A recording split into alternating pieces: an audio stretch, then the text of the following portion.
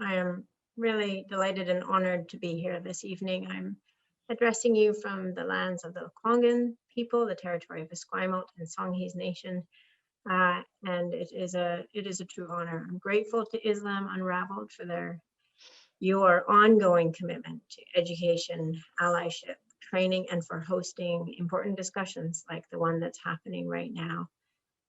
I really believe that bringing people together is essential to help end the discrimination, racism, hate, and violence directed towards faith, racial, and ethnic communities. And I thank you for inviting me to this important memorial event during which we are commemorating the lives lost in New Zealand.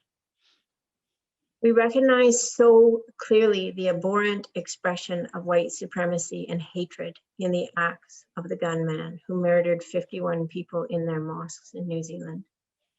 As Kashif points out, these are real, dangerous consequences of Islamophobia and white supremacy. We cannot stop taking these dangers seriously.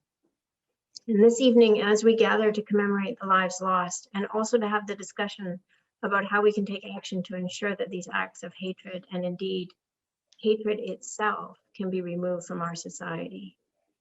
We often focus on the actions of individuals who perpetuate racism, but we must also recognize the systemic racism that permeates our institutions and our society.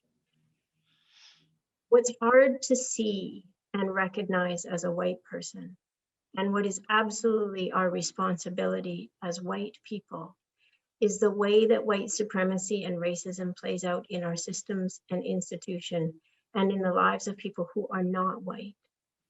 We must relentlessly work to see this so that we can together build a society that does not systemically bestow privilege to white people while accepting racism towards Black people, Indigenous people, and people of color. It is necessary and essential that those of us with privilege work hard to recognize how that plays out in our lives, to understand the privilege of what it means to live without fear. That privilege, in this sense, has nothing to do with wealth or status or class. When I enter a room, my skin color is not an automatic barrier that I come up against. I don't fear for my children's lives, that they will be at risk if they are pulled over for a traffic violation. I don't fear that they are being treated differently by their teachers because of the color of their skin. I don't fear that I or they will be considered a threat to others because of the color of their skin. I don't fear the child welfare system. I don't fear seeking medical help for me or my children. And I don't fear that I may be attacked or murdered if I choose to go to a religious service. Living without fear means that I can focus my energies and my time on the things that I choose. Living without fear means that I have far fewer barricades and barriers in my life that I need to overcome just to do what I do on a daily basis. And let us reflect on what is lost because of the fear that people have to live with. How much potential is not being met? And let us remember, particularly this evening, as we commemorate the lives of so many people murdered in a hateful act, that the fear is justified, is understandable, is a terrible and very real burden that Muslims live with. Let's start with agreeing that hate has no place in our families, our neighborhoods, our communities, or our society.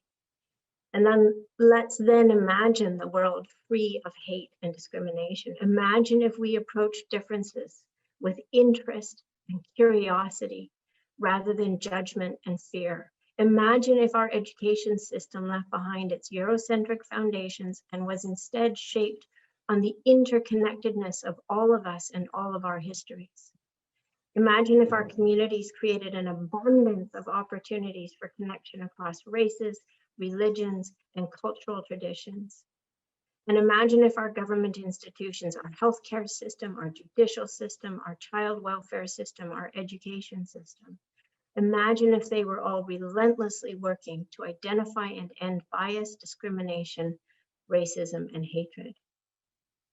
And then let's stop imagining a world in which everyone gets to live without fear, and let's make that a reality.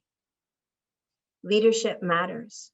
This is what we can learn from New Zealand Prime Minister Jacinda Ardern.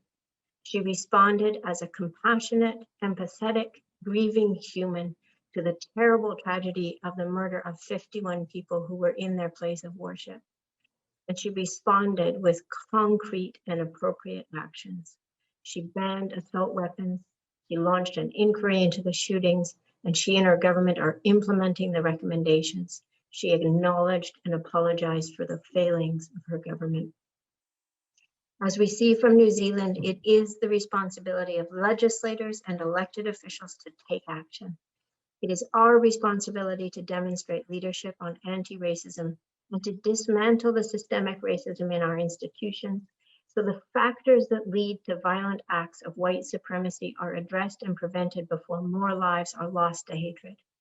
As Kashif so clearly explained just now, we need concrete policy and action to prevent the spread and threat of white supremacy. It really is up to legislators to recognize the monumental responsibility that we have, particularly in Canada, a country that is built on multiculturalism, that is built on diversity, that is built on respect for a variety of religious traditions, and a recognition of the Indigenous foundation of the lands that we live, work, and build community on. My friend Lisa Gunderson likes to point out, it is important that we take a personal look at where our power and privilege lies, so that we can be effective in taking action. I'm doing my best as a party leader to ensure that we are taking steps as a political party to look at our own systems and that we are applying an anti-racist lens to our work. We also reaffirm our commitment as an organization to building a truly diverse party, from our membership and volunteers to our staff, candidates, and MLAs. All levels of government need to work together to address systemic racism and ensure that funding is dedicated to the health and well-being of our communities, including anti-racism initiatives.